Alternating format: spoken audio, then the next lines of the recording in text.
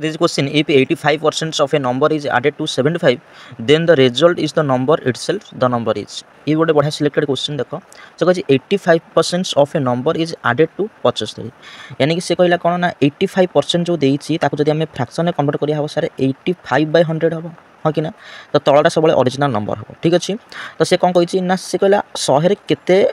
यानी कि 85% of number is added with 75 यानी कि 85 आम केते आड करवा जार मूल्य कि 100 हम ना सर आम केते करिया यानी कि 15 आड कले हो केते 100 यानी कि से कौन कही 15 आड नुहे से देई कौन ना 15 मूल्य देई केते ना 75 यानी कि से कहला 15 आड नुहे से कही 75 आड करो यानी कि 15 मूल्य है केते 75 यानी कि ये केते गुणा ना 5 गुणा हाँ कि ना नाई से ओरिजिनल 50 तेज ओरिजिनल नंबर किए होता है ना डिनोमिनेटर होता है यानी कि 100 होता है तेज 100 आम कौन करवा ये 5 को मल्टीप्लाई करवा के ना 500 तो 500 हम कौन दि नंबर ठीक अच्छे तो ऑप्शन नंबर ए हम ये करेक्ट आंसर जब वीडियो भल लगी तेज लाइक कमेंट शेयर सब्सक्राइब करा भूलें थैंक यू।